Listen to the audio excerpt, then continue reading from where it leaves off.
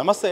తెలంగాణ రాష్ట్రంలో మంత్రివర్గ విస్తరణ జరగబోతుందన్న వార్తలు అయితే వస్తున్నాయి. ఇక కొలిక్కి కూడా వచ్చింది, దాదాపు పేర్లు కూడా కన్ఫర్మ్ అయినట్టు తెలుస్తుంది. ఇక ప్రాంతాల వారీగా, కులాల వారీగా సమీకరణాలను బట్టి కూడా అభ్యర్థులను అయితే తీసుకోబోతున్నారు. మంత్రి పదవులు కూడా ఇవ్వబోతున్నట్టు కూడా తెలుస్తుంది. ఇక మరికొద్ది రోజుల్లో కూడా ఈ ప్రకటన ఉండబోతున్న నేపథ్యంలో ఇక లంబాడా సామాజిక వర్గానికి కూడా ప్రాతినిధ్యం వహించాలని కూడా పెద్ద ఎత్తున డిమాండ్ వస్తుంది. ఇప్పటికే ఆ సామాజిక వర్గానికి చెందిన ఎమ్మెల్యేలు కూడా లేఖలు రాయడం, ఇక ఢిల్లీ వెళ్ళబోతున్న సందర్భం కనిపిస్తుంది. ఇదే నేపథ్యంలో మనతో పాటు కాంగ్రెస్ నేత అలాగే గిరిజన శక్తి నాయకులైతే వెంకటేష్ చౌహాన్ గారు ఉన్నారు. వారితో మాట్లాడదాం.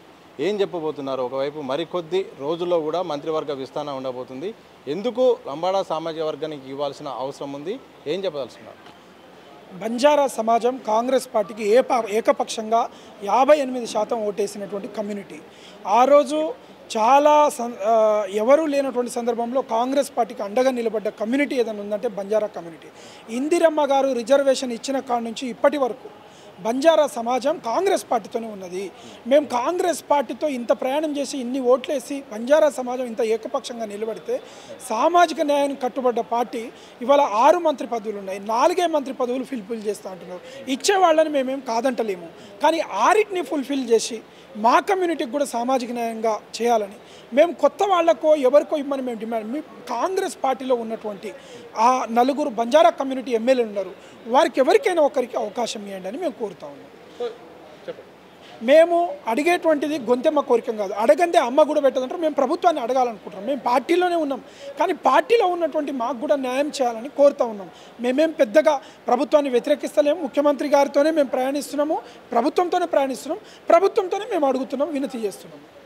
కొన్ని పేర్లు వినిపిస్తున్నాయి. ప్రధానంగా ఈసారి మాత్రం ఎస్సీకి అలాగే ఓసీకి బీసీకి మైనార్టీకి ఇచ్చే అవకాశం ఉంది. ఒకవేళ ఎస్టీకి ఇవ్వని పక్షంలో చీఫ్ విప్ కానీ లేకపోతే డిప్యూటీ స్పీకర్ కానీ వస్తున్నట్టు కూడా వార్తలు వస్తున్నాయి. ఒకవేళ ఆ యొక్క ప్రతిపాదనను మీరు మద్దతు ఇస్తారా? ఇచ్చేటువంటి మంత్రులకు సంబంధించి వివేక్ గారు కానీ ముదిరాజ్ కమ్యూనిటీ శ్రీహరి ముదిరా ఇట్లాంటి వాళ్ళని మేము స్వాగతిస్తున్నాం, మేమేం కాదంటలేము. కానీ మొదటి నుంచి ఉన్నటువంటి కమ్యూనిటీ బంజారా కమ్యూనిటీ ఇవాళ 4 ఫుల్ఫిల్ చేస్తూ అంటున్నారు, ఇంకొక 2 చేయండి. ఒక మాదిగ సామాజిక వర్గం నుంచి ఒక రిప్రజెంటేషన్ కావాలంటున్నారు, లంబాడి సామాజిక వర్గం, ఆ 2 కమ్యూనిటీలను ఫుల్ఫిల్ చేస్తే 18 మంది మంత్రులు అవుతారు, అప్పుడు అందరికీ న్యాయం జరుగుతుంది కదా.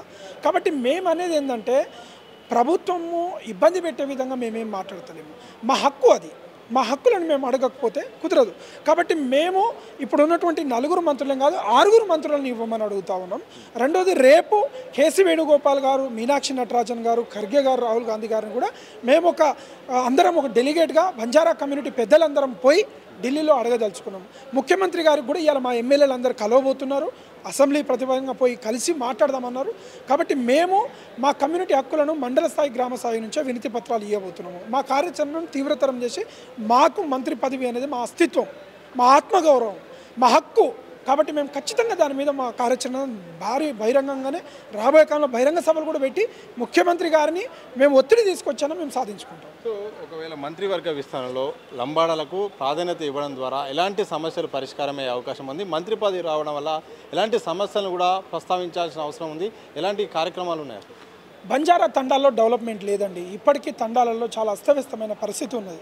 డ్రైనేజీ, వాటరు, పోడు భూముల ల్యాండ్ ఇష్యూస్, వివిధ రకాలమైనటువంటి దాడులు జరుగుతూ ఉన్నాయి మా ఆడబిడ్డల మీద. మా సమస్య చెప్పుకోవడానికి మా జాతి నుంచి, మా భాష, సంస్కృతి, సంప్రదాయం, మా ఆస్తాబాదులు కష్టాలు తెలిసినటువంటి ఒక వ్యక్తిని మంత్రిగా పెడితే మేము పోయి మా సమస్యలు చెప్పుకుంటాం.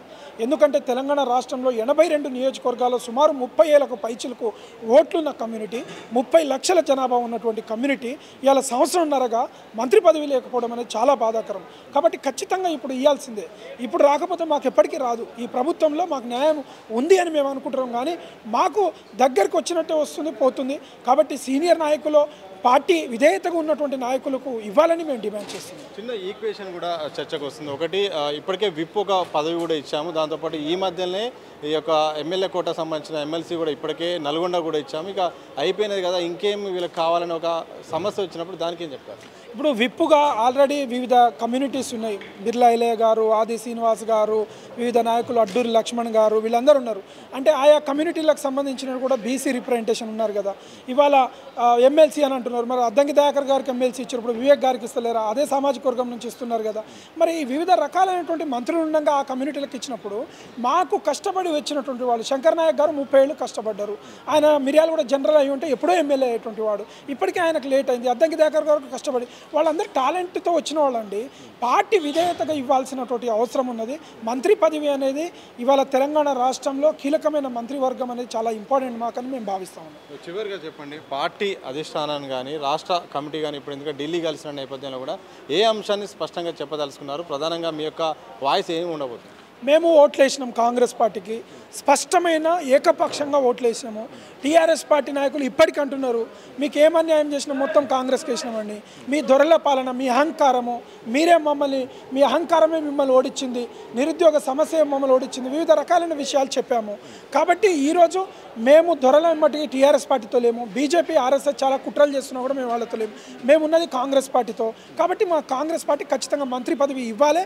మా యొక్క అస్తిత్వం, ఆత్మగౌరవాన్ని మంత్రివర్గంలో మేము చూసుకోవాలనుకుంటున్నాం. కాబట్టి ఖచ్చితంగా మంత్రి పదవి ఇవ్వాలనే కేంద్ర అధినాయకత్వాన్ని కాంగ్రెస్ పార్టీని కలవబోతుంది.